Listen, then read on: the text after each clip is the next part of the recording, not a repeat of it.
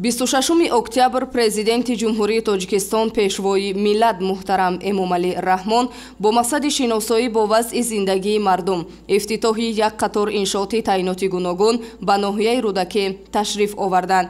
Сарвари давлат муҳтарам Эмомалӣ Раҳмон нахуст корхонаи қаннодии Шоҳасарро мавриди истифода қарор доданд. корхонаи қаннодии Шоҳасар аз ҷониби соҳибкори ватанӣ Муҳаммад Насриддинов дар масоҳати 242 гектар сохта шудааст. баъди ба истифода додани корхона, ки дар доираи татбиқи яке аз ҳадафҳои стратегии ҳукумати ҷумҳурии Тоҷикистон саноати кунонӣ бо суръати кишвар бунёд ёфтааст, дар маҷмӯъ 85 нафар бо кор ва маоши хуб таъмин шуданд.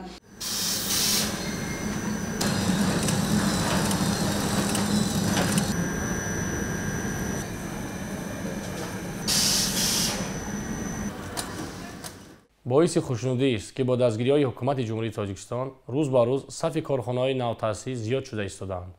аз он ҷумла ширкати мо ҷамъияти дорои масъулияти маҳдуди Шоҳасар, ки имрӯз расман ба фаъолият шурӯъ кард, бо истеҳсоли маҳсулоти баландсифати қаннодӣ машғул мебошад. айни ҳол 7 хати истеҳсолӣ ба роҳ мондаем, ки маҳсулоти баландсифатро истеҳсол карда ба сокинони кишвар пешкаш мекунем. дар марҳилаи якум дар маҷмӯъ 85 ҷойи корӣ ташкил карда шуд, ки то соли 2026 бо назби 3 хати истеҳсоли дигар наздики 150 нафар бо ҷойи кори доимӣ ва маоши хуб таъмин карда мешаванд. шукронаи давлату миллат мекунем, шукронаи пешвои миллат мекунем, ки мо занҳоро дастгирӣ мекунанд, мо занҳоро ғамхорӣ мекунанд. нисбати мо занҳои хонашин боиси хушнудист, ки ширкати навтаъсиси Шоҳасар ба кори худ фаъолият кард ва мо занҳои хонашин соҳиби ҷойи кор ва маоши баланд гардиданд. беҳтаринаш ин аст, ки раҳгиро накарда, дар масофаи дур нарафта, дар назди хонаи худ кору фаъолият мекунем. ва ин нишон аз он аст, ки мо занҳо дар ҷомеа мақоми баланд дорем. шукри тинҷию оромӣ мекунем, шукри пешвои миллат мекунем.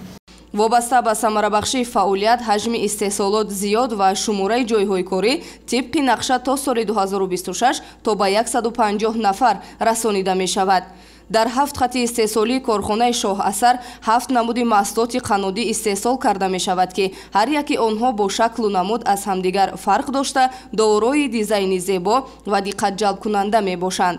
бо дастури супоришҳои асосгузори сулҳу ваҳдати миллӣ муҳтарам ҷаноби олӣ Эмомалӣ Раҳмон дар раванди саноаткунонӣ мамлакат, ки стратегияи чоруми ҳукумати ҷумҳурӣ мебошад, мо тасмим гирифтем, ки аз баъзе маҳсулотҳои хӯрокворӣ ба монанди кексҳо, печениҳо ва мармелоду маршмелло, ки аз якумин шуда дар ҷумҳурӣ ин намуд маҳсулотҳоро истеҳсолашро ба роҳ мондем. баъди ба кор оғоз кардани корхона, маҳсулотҳои корхона ба бозори тамоми ҷумҳурӣ дастрас карда ба фурӯш бароварда истодаем.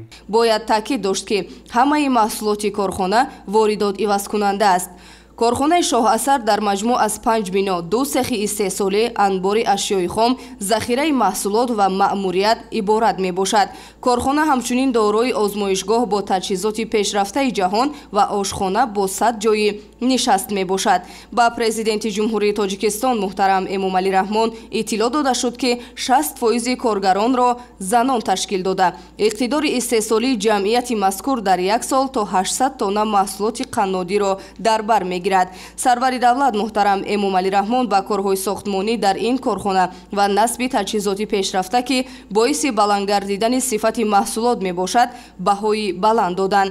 боиси хурсандӣ дар он аст, ки бо иштироки ҷаноби олӣ президенти кишвар корхонаи истеҳсолии Шоҳасар оянда дар ҳаракат мекунем, ки корхонаи худро беҳтару хубтар намоем ва дар корхона айни замон занони хонашин ба кор даъват карда шуданд ва барои баланд бардоштани сатҳи зиндагиашон кӯмак мерасонад. дар ҳамин ҷо сарвари давлат муҳтарам Эмомалӣ Раҳмон аз намоиши маҳсулоти корхона дидан намуданд. ҳамчунин соҳибкори ватаниро ба тақвияти фаъолияти корхона ва саҳм гузоштан дар рушди саноати сабуки яке аз соҳаҳои афзалиятнок дар ҷумҳурии Тоҷикистон ба ҳисоб меравад, ҳидоят намуданд. тавассути бунёди коргоҳу корхонаҳои нав на танҳо ҳаҷми истеҳсоли маҳсулоти ватанӣ бештар мегардад, балки сокинони кишвар бо ҷойи кор таъмин шуда, сатҳи некуаҳволии мардум боз ҳам беҳтар мешавад.